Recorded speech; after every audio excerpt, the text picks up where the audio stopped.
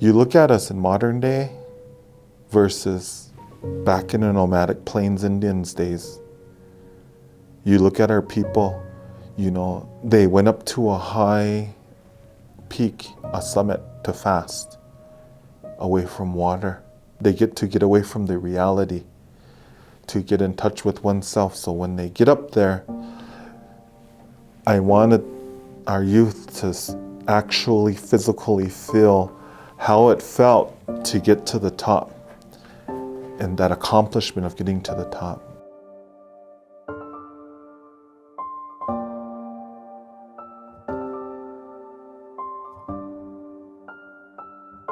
How I came about with Return to Foretop's father was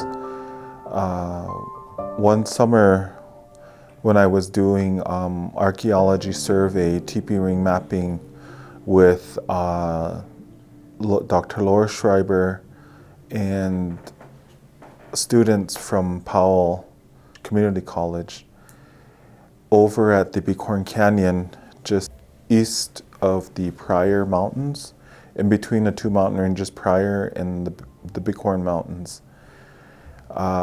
We got notification that a gathering over at the Heart Mountain location, just right below its base, we were told that we were invited to a gathering. So we left one evening after a long day of mapping, and that's where we came upon Mary Keller having her first gathering. And when I got there, the elders that I saw was the late Grant Booltell and his wife, and as well as the Booltell family from Lodgegrass. And shortly after the gathering and dancing, Mary Keller had informed us and the people in my crew were Dr. Laura Schreiber and Kelly Brenham. And she said that they were going to go and hike the Heart Mountain. And I have never been to that for the first time. So I said, okay, well, I'm happy to join you guys. So after the gathering, we went to the base of Heart Mountain and we started making our trek to the top. And thereafter, after having the experience that we had that first time, when we got on top of the mountain, Laura Schreiber and Kelly Brenham, we finally made the summit. And when we got on top there was nobody, and it was a clear blue sky. And then all of a sudden, there was clouds started forming, and we heard some crackling above us. And after we heard that, I kind of took it as a signal, like there's something going on here. So then we immediately started making the descent from the top. And as we got just right below the summit, making our way down, then lightning struck right on top of that mountain, right behind us as we were making our way down. And I've never experienced that before in my life. And when we got back down, I felt a source of connection of energy from that mountain. After that, then I figured there's something special about this mountain. There's something powerful. There's something there, because that has never happened to anyone else. Or while we were on top, what are the chances of that experience happening? So that's why I return to Foretop's father every year, because I believe there's a power source that's connected to that mountain. There was quite a few youth from the reservation from all different schools, predominantly from high school students, and I believe I was the eldest. I was 21 at the time, last summer, and then O'Shea Birding Ground and William Afraid Bear we were the only ones. Oh, and Silas, I believe. We were the only ones that were graduates from outside of high school or in college students.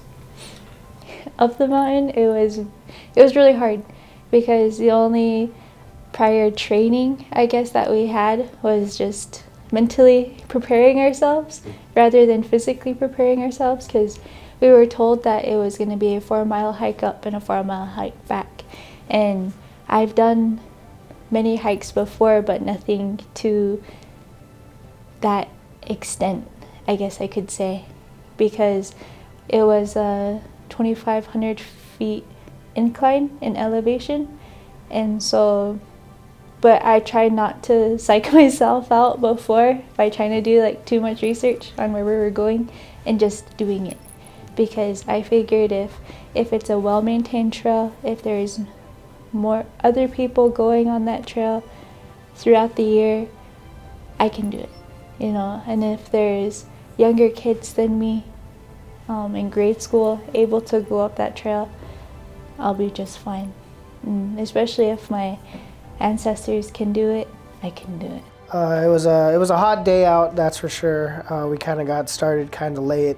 We left around 8 a.m. and by the time we got on the trail, which was like around 10-ish a.m., it was already like, the sun was already blaring down on us, and there wasn't a cloud in sight when we were walking up or when we were hiking up, so that kind of made it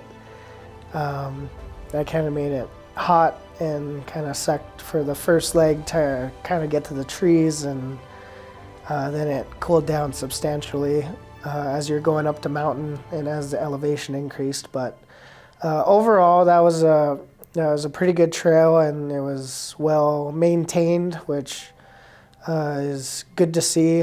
Sometimes there really isn't like a well maintained trail, and you kind of have to like literally find your way through the wilderness. But that was a pretty really well maintained trail. So when you get up to the top, you feel a sense of relief and a sense of pride that you just now conquered not only a 4-mile hike that the incline was ever changing, but you get to feel a sense of belonging that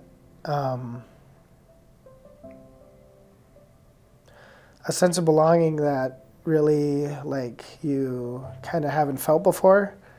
At least for me, going up to the top and kind of like seeing and looking out, kind of going and making it to the top and looking out and looking in all the directions and seeing our mountain range, seeing some of the key features that have been pointed out for our tribe. It was an amazing and beautiful sight to be up there, and just a sense of kind of peace and inner peace to be up there.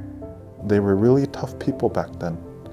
They were, well-endured individuals back then. So I wanted our youth to have that actual physical comparison from back then to the now. I think what I'm doing now, I'm hoping to find someone that's gonna carry this on. Because sooner or later, we don't know what's gonna happen. Anything can happen any day. We believe in a higher power, and we're not promised tomorrow. We don't know what's gonna happen when we walk out of that door.